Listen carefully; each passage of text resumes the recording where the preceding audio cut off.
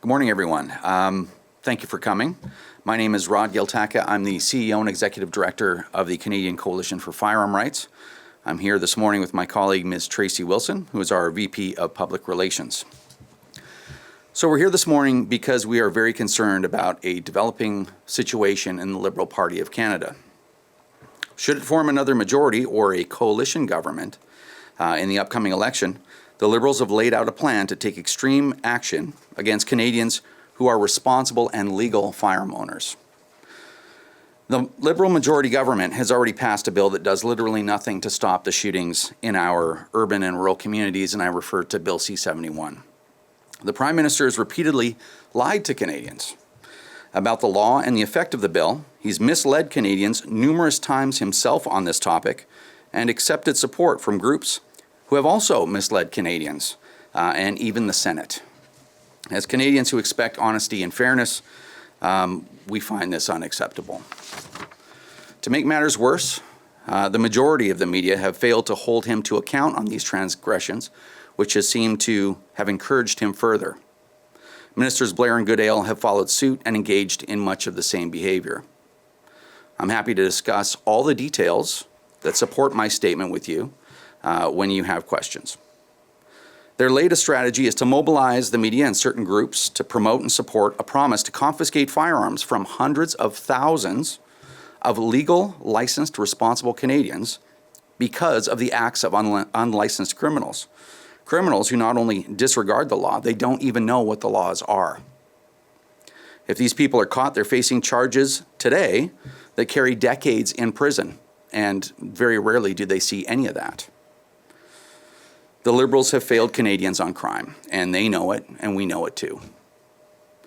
So as it seems, their last play in this election is to drive a wedge in our society, to stoke the fears in Canadians that know little or nothing about firearms and how they're regulated, and turn them against their brothers and sisters who lawfully and responsibly own them.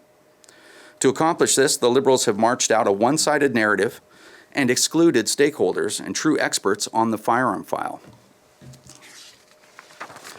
They aren't thinking about what the right thing is for Canadians. They're not thinking about how to take back control of Toronto or Vancouver or Winnipeg from this criminal element. It's all about keeping power. In our opinion, Canadians not only deserve a government that will work hard to do the required work to increase public safety, but also, and this is important, to stand up for the rights of all Canadians who respect the rule of law and not just the ones they need at election time. It was Justin Trudeau himself that said, "Working to gain freedoms for our fellow citizens is a bedrock traditional value of this country." How far we've fallen in 4 short years. I'm going to turn it over to my colleague, Tracy, to say a few things as well. I'd like to reiterate and emphasize something that Rod touched on. The Liberals have failed on crime. There's no denying that. Look, Rod and I are both parents, and we want a safer Canada as much as anyone else. We are not here to act on some political bias where we just want our team to win. We actually want credible work on crime, and we want Canadians who've done nothing wrong to be left alone. That's the moral solution that is a win for everyone. Concerning the one-sided conversation that we are now witnessing, despite the work of the CCFR, producing our television shows, explainer videos, commissioning highly accurate and fully referenced reports showing a startling level of dishonesty by anti-gun groups and the government for that matter, close to all of Canada's mainstream media has not lifted a finger to tell the other side of the story. I'm sure Canadians can speculate about why that is, but the CCFR has determined that our only choice is to engage with Canadians directly. Today, we will be launching the CCFR Integrity Tour.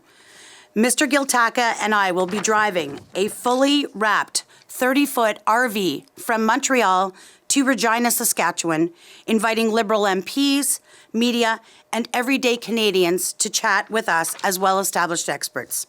We will be relying heavily on Justin Trudeau's promise of open, transparent government, evidence-based policy development and positive politics to ensure this important conversation won't be refused by Liberal members of Parliament and candidates. We will be uploading video of all of these interactions to the CCFR's YouTube channel, which can be easily searched. Our goal is to work together and to provide valuable insight to these future leaders and we hope that we won't be met with the divisive rhetoric and hyperbole that we've seen in this conversation up until now, because it's not about us. It's about the fact-based decision-making that Mr. Trudeau promised 4 short years ago.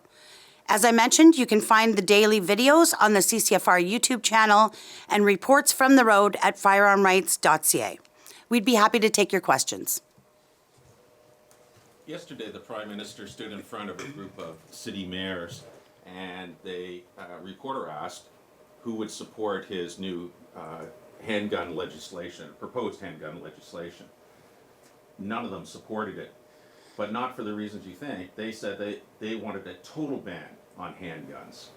I just wonder what your comment is about that. They're saying that the Trudeau government hasn't gone far enough.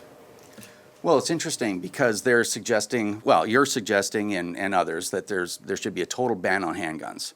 I guess nationwide is the idea, right? Right now, there is a municipality could choose to implement a total handgun legislation if they chose. Well, let's go all the way for all of the dreams of the anti-gun folks in Canada. Let's say there's a federal ban. Right now, there is a federal ban on the possession of handguns by unlicensed individuals, i.e. criminals, right? So the criminals that are shooting up the streets are already banned. Has Justin Trudeau been able to enforce that ban yet? Or John Tory or any of these other mayors? They're already banned. And I don't see them able to enforce that ban. So the net result is people like us, we will certainly lose our guns. We will certainly abide by that ban. But you end up with a situation where not only haven't you solved your problems, but you've alienated around 500,000 Canadians if you're talking specifically about handguns. And if you're talking about semi-automatic rifles or shotguns, that's probably another 1 million. So you haven't solved your problem, and you've divided Canadians. And wouldn't everybody be served better if they just enforced the ban that's already on the books and solved their crime problem? Everybody would win. Any other questions? Thank you, Nancy. Thanks. Okay, thank you.